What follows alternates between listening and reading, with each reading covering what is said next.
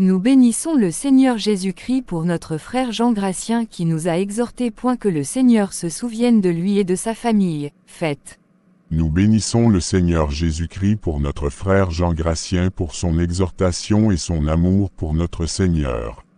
Un vaillant soldat, que le Seigneur se souvienne de lui et de sa famille. Faites. Quelles sont les lignes rouges que le chrétien ne doit pas franchir dans la sexualité? Chers frères et sœurs, je vous salue dans le précieux nom de notre Seigneur Jésus-Christ de Nazareth, le Dieu de toute chair, de toute âme et de tout esprit, lui seul la source de toutes nos inspirations. C'est quoi le couple chrétien? C'est deux individus, un frère et une sœur ayant décidé de se mettre dans une union conjugale en respectant tout le processus approuvé par Dieu, c'est-à-dire la recherche du partenaire conjugal par la prière, la dot, le mariage civil.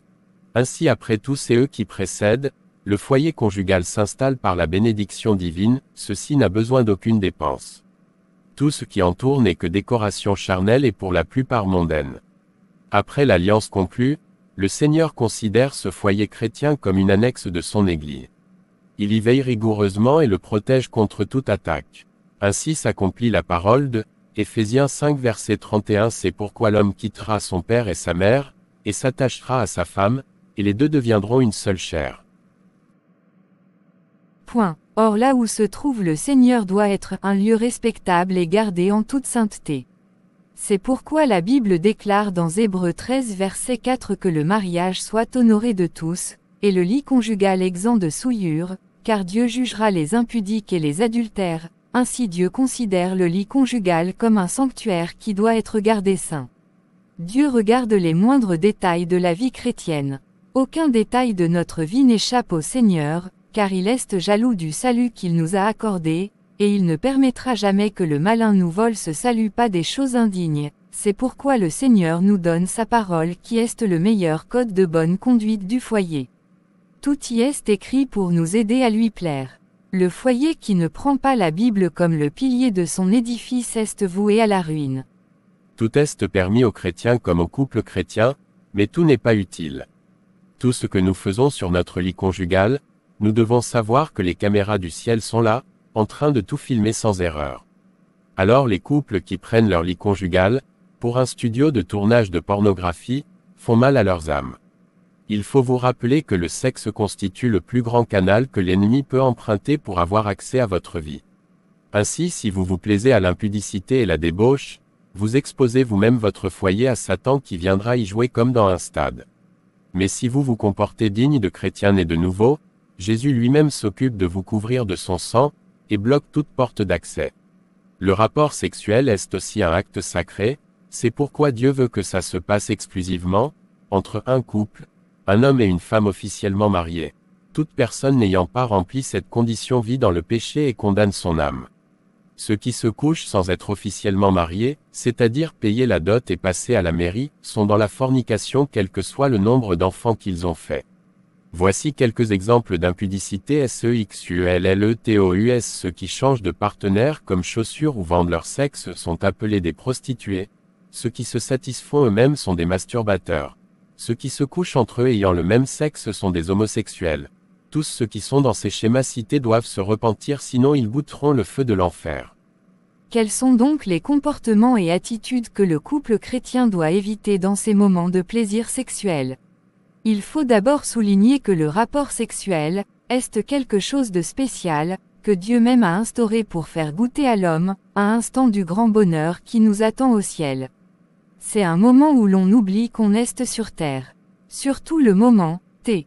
C'est pourquoi la Bible dit aux deux partenaires de ne pas se priver l'un l'autre, ce bonheur. C'est d'ailleurs le plus grand élément qui stabilise le foyer. Un foyer qui a un défaut à ce niveau, quelle que soit leur prière et leur foi se verra démolie.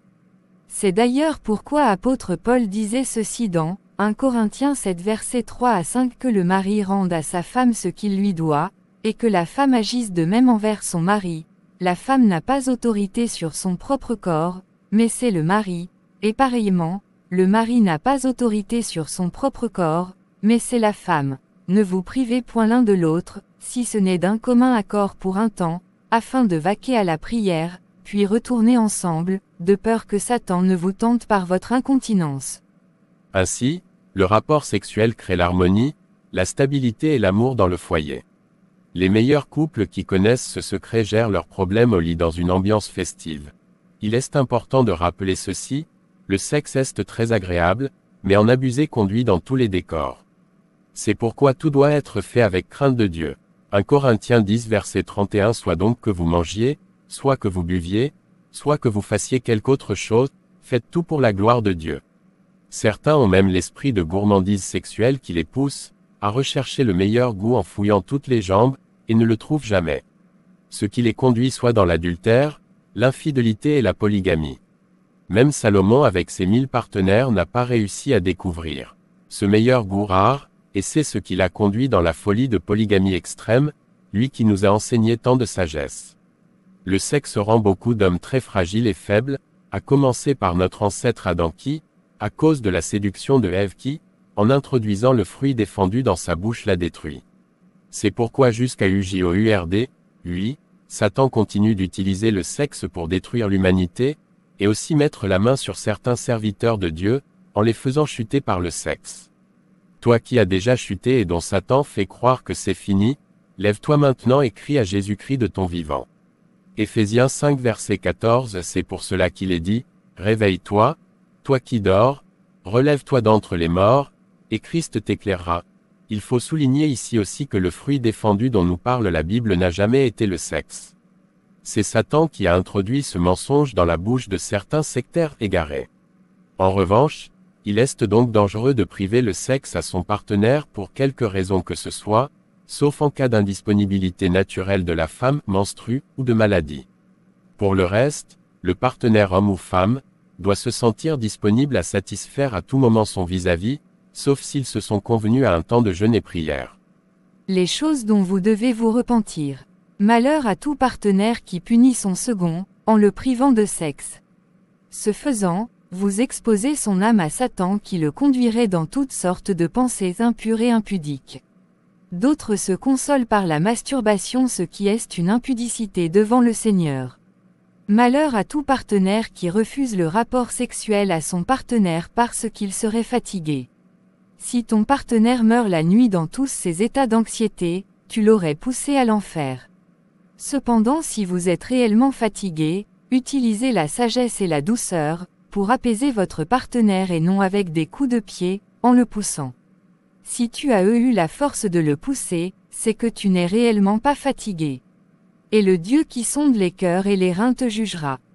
Les partenaires, surtout les femmes qui sont allergiques aux rapports sexuels, ou le dégoût de leur mari, doivent sérieusement prier pour leur délivrance, car la plupart d'entre elles ont leur mari dans la mer, qui vient les coucher à tout moment, et donc bloque toute sensation et envie envers leur vrai mari humain. Ces genres de foyers sont toujours en trouble, car l'homme, quelle que soit sa foi, sera toujours dans ces états, souvent coléreux. Il peut passer toute une nuit sans dormir, face à l'insensibilité totale de sa femme qui ronfle à côté de lui. Ces genres de femmes ne sont souvent pas conscientes de l'enfer qu'elles font subir à leur mari. Point. La majorité de ces foyers de torture psychologique finissent dans le divorce, ou l'hypocrisie, ou l'infidélité et la polygamie involontaire de l'homme.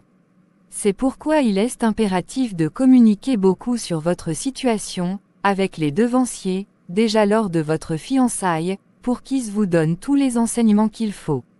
Et même des délivrances aux deux fiancés, pour anéantir ces problèmes dus aux esprits incubes et succubes. Notez bien, nous n'avons jamais enseigné qu'il faut bâtir son foyer sur le sexe. Mais il faut le bâtir plutôt sur le ROC qui est la parole, qui est Jésus-Christ. Mais nous vous enseignons ce que l'Esprit de Dieu a trouvé bon, et nous a mis à cœur pour stabiliser des foyers qui sont déjà sur un seul béquille, et attendent juste une petite tempête pour tomber. Je prie le Seigneur de vous redresser et de vous restaurer par sa puissance. Les interdits dans les rapports sexuels chrétiens. Sens interdit: ne couchez jamais quand la femme est dans ses menstrues. C'est de l'impureté, c'est une saleté que même les païens évitent. Ézéchiel 18 versets 5 à 6 L'homme qui est juste, qui pratique la droiture et la justice, et ne s'approche pas d'une femme pendant son impureté, Lévitique 18 verset 19. Tu ne t'approcheras point d'une femme pendant son impureté menstruelle, pour découvrir sa nudité. Point. Sens interdit. L'homme ne doit jamais violer sa femme parce qu'elle refuse de céder. Les hommes qui agissent ainsi avec des paires de gifles ont besoin de délivrance. Aussi vrai que la femme n'a pas le droit de priver son mari, sauf en cas d'indisponibilité, il est aussi vrai que l'homme n'a pas le droit de brutaliser la femme. La Bible considère la femme comme un sexe faible, et c'est l'homme qui est sa défense. Alors pas de brutalité pour l'obtenir, mais demandez avec douceur et amour. D'ailleurs, si elle te le donne même par contrainte malgré elle, tu ne vas même rien sentir. Sens interdit. Pas de fellation ou cunilingus lors du rapport. Tous les couples qui s'adonnent à cette abomination en mettant le sexe de leur partenaire dans la bouche, sont vus comme des chiens au ciel, et seront traités comme tels au portail du ciel. Notre bouche est réservée pour autre chose, pour la gloire du Seigneur. La bouche qui adore, qui loue, qui magnifie le Seigneur, cette même bouche doit pas lécher le sexe. Apocalypse 22 verset 1 5 DEHORS. Les chiens, les enchanteurs, les impudiques, les meurtriers, les idolâtres, et quiconque aime et pratique le mensonge. Sens interdit. Malheur aux couples chrétiens qui allument la porno pour mieux s'exciter lors des rapports. C'est de la débauche. Vous remplissez vos foyers de sirènes et vous pouvez mettre au monde des démons pornographes. Rien n'est gratuit chez le diable. Ne pratiquez pas aussi les positions pornographiques que vous avez apprises, quand vous étiez encore dans le monde. Sens interdit. N'utilisez pas des objets artificiels, comme des vibromasseurs ou sexe artificiel, pour vous satisfaire, c'est une abomination. Sens interdit. La sodomie. La sodomie est une ligne rouge à ne jamais franchir dans une relation sexuelle dans le foyer chrétien. C'est une abomination, impudicité. Malheur aux anciens pédés reconvertis, qui demandent à leurs femmes de les coucher par l'anus, c'est un jeu de l'enfer. C'est une infamie, ignominie et impureté. Même si votre partenaire est païen, et vous acceptez ça pour le maintenir dans la fidélité, vous n'avez rendu aucun service à votre âme. D'abord vous acceptez être traité de prostituée. Où est votre dignité? Si ton mari réclame ça régulièrement et menace de te quitter à cause de ça, va prier pour demander son identité spirituelle si c'est pas un démon humain. S'il te chasse à cause de ça, rentre chez toi en paix. Car, certainement tu as marié un démon qui voulait te conduire en enfer. Si tu le quittes pour cela, tu n'as point péché. Mais il faut consulter un serviteur de Dieu sage d'abord, pour t'aider à trouver une solution, avant toute décision. Sens interdit. Méfiez-vous de vos enfants quand vous voulez commencer à vous amuser. Trouvez une astuce pour les éloigner ou les faire dormir. Mais attention aux enfants curieux qui font semblant de dormir pour tout filmer. Sens interdit. Ne commencez jamais à vous caresser en présence de vos visiteurs. Respectez votre propre dignité. Sens interdit. Pas de position fantaisiste surtout animale dans les rapports sexuels pour les chrétiens. Sens interdit. Réglez toujours vos cris de mélodie pour ne pas enflammer le voisin et le conduire dans la masturbation par votre connexion. Sens interdit. Votre lit est le meilleur endroit recommandé pour votre plaisir sexuel. Ceux qui se couchent partout où ça les prend, doivent se discipliner. La cuisine est faite pour la nourriture, la douche est faite pour se laver, le WC est fait pour se mettre à l'aise, la voiture est pour le voyage et non le sexe. Ceux qui se couchent n'importe où attirent dans leur foyer des esprits étrangers. Sens interdit. Évitez d'amener votre femme dans une chambre de passage, pour la coucher pour motif, de changer d'air de jeu. Vous exposez votre femme aux esprits sirènes qui opèrent en ces lieux. Sens interdit. Pas de condom pour le couple chrétien, c'est recueillir votre semence dans du vase du diable. N'oubliez pas que cette précieuse semence contient votre gloire, votre destinée, votre onction et toute votre identité spirituelle. Celui qui a accès à cela, a accès à votre code spirituel. Sens interdit. Malheur aux hommes qui pratiquent le coït interrompu, et déversent leur semence sur la poitrine de la femme pour ne pas concevoir. C'est de la saleté. Proverbe 5 versets 16 à 17. Tes sources, ton sperme, doivent-elles se répandre au dehors? Tes ruisseaux doivent-ils couler sur les places publiques? Qu'ils soient pour toi seul, et non pour des étrangers avec toi? Si vous n'êtes donc pas prêt, ou si vous avez fini de faire d'enfants, allez prier et demandez au Créateur, de stopper le système d'ovulation, ou faites le calcul du cycle. C'est les deux possibilités de planning recommandées pour le chrétien. Tous les autres formes sont des pièges pour vos âmes. Ayez aussi le réflexe de bénir le Seigneur, de vous sanctifier, et de sanctifier votre environnement par le sang de Jésus-Christ, avant de commencer. Ainsi, lorsque votre femme est en ovulation et doit concevoir, aucun esprit mauvais ne va s'introduire dans son ventre, pour s'incarner en humain dans votre foyer. La Bible déclare, 1 Corinthiens 10 verset 31, « Soit que vous fassiez quelque autre chose, faites tout pour la gloire de Dieu. » Pour finir, le chrétien doit chercher à plaire à Dieu dans sa sexualité. Ne prenez pas 5 minutes de plaisir pour détruire votre âme. Nous devons chercher la sainteté en tout. N'imitons pas les païens. Éphésiens 4 versets 17 à 24. Voici donc ce que je dis et ce que je déclare dans le Seigneur, c'est que vous ne devez plus marcher comme les païens, qui marchent selon la vanité de leurs pensées. Ils ont l'intelligence obscurcie, ils sont étrangers à la vie de Dieu, à cause de l'ignorance qui est en eux, à cause de l'endurcissement de leur cœur. Ayant perdu tout sentiment, ils se sont livrés à la dissolution, pour commettre toute espèce d'impureté jointe à la cupidité. Mais vous, ce n'est pas ainsi que vous avez appris Christ, si du moins vous l'avez entendu, et si, conformément à la vérité qui est en Jésus, c'est en lui que vous avez été instruits à vous dépouiller, eu égard à votre vie passée, du vieil homme qui se corrompt par les convoitises trompeuses, à être renouvelé dans l'esprit de votre intelligence, et à revêtir l'homme nouveau, créé selon Dieu dans une justice et une sainteté que produit la vérité. Lévitique 11 verset 45 « Car je suis l'Éternel, qui vous ai fait monter du pays d'Égypte, pour être votre Dieu, et pour que vous soyez saints, car je suis saint. » Lévitique 20 verset 26 « Vous serez saints pour moi, car je suis saint, moi, l'Éternel, je vous ai séparés des peuples, afin que vous soyez à moi. » Notez bien ceci, un instant de plaisir de la chair peut vous conduire en enfer. Mais si vous gérez tout dans la crainte de Dieu, vous pouvez jouir de ce bonheur sur terre avec votre conjoint, et votre âme jouira du grand bonheur au ciel. N'oubliez pas que nous sommes tous la femme de Christ, et notre corps qui est son temple, doit être bien traité dans la sainteté. Proverbe 5 versets 16 à 17 Tes sources, ton sperme, doivent-elles se répandre au dehors? Tes ruisseaux doivent-ils couler sur les places publiques? Qu'ils soient pour toi seul, et non pour des étrangers avec toi. Si vous n'êtes donc pas prêt, ou si vous avez fini de faire d'enfants, allez prier et demandez au Créateur, de stopper le système d'ovulation, ou faites le calcul du cycle. C'est les deux possibilités de planning recommandées pour le chrétien. Toutes les autres formes sont des pièges pour vos âmes. Ayez aussi le réflexe de bénir le Seigneur, de vous sanctifier, et de sanctifier votre environnement par le sang de Jésus-Christ, avant de commencer. Ainsi, lorsque votre femme est en ovulation et doit concevoir, aucun esprit mauvais ne va s'introduire dans son ventre, pour s'incarner en humain dans votre foyer. La Bible déclare 1 Corinthiens 10 verset 31, « Soit que vous fassiez quelque autre chose, faites tout pour la gloire de Dieu. » Pour finir, le chrétien doit chercher à plaire à Dieu dans sa sexualité. Ne prenez pas 5 minutes de plaisir pour détruire votre âme. Nous devons chercher la sainteté en tout. N'imitons pas les païens. Éphésiens 4 versets 17 à 24 Voici donc ce que je dis et ce que je déclare dans le Seigneur, c'est que vous ne devez plus marcher comme les païens, qui marchent selon la vanité de leurs pensées. Ils ont l'intelligence obscurcie, ils sont étrangers à la vie de Dieu, à cause de l'ignorance qui est en eux, à cause de l'endurcissement de leur cœur. Ayant perdu tout sentiment, ils se sont livrés à la dissolution, pour commettre toute espèce d'impureté jointe à la cupidité.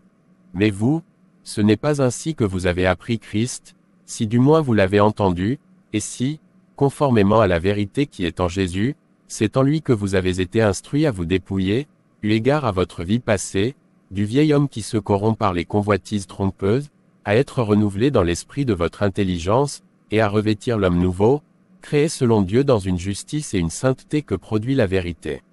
Lévitique 11 verset 45. « Car je suis l'Éternel, qui vous ai fait monter du pays d'Égypte, pour être votre Dieu, et pour que vous soyez saints, car je suis saint. » Lévitique 20 verset 26. « Vous serez saints pour moi, car je suis saint, moi, l'Éternel, je vous ai séparés des peuples, afin que vous soyez à moi. » Notez bien ceci, un instant de plaisir de la chair peut vous conduire en enfer. Mais si vous gérez tout dans la crainte de Dieu, vous pouvez jouir de ce bonheur sur terre avec votre conjoint, et votre âme jouira du grand bonheur au ciel.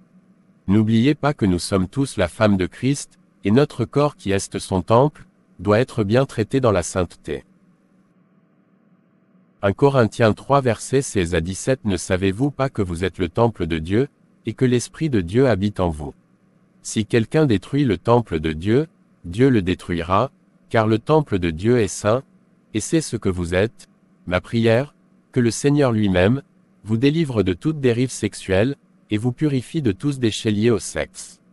Qu'il vous donne la sagesse de connaître, ce qui est bon, parfait et agréable pour sa gloire. Amen. Shalom. Main qui écrit évangéliste Jean Gratien.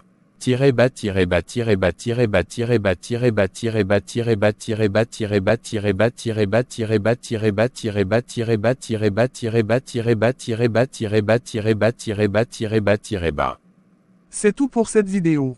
Veuillez liker et partager autour de vous. Abonnez-vous à notre chaîne de évangélisation. Activez la cloche de notification pour ne manquer aucune de nos vidéos. Demeurez ainsi bénis dans le nom de Jésus-Christ.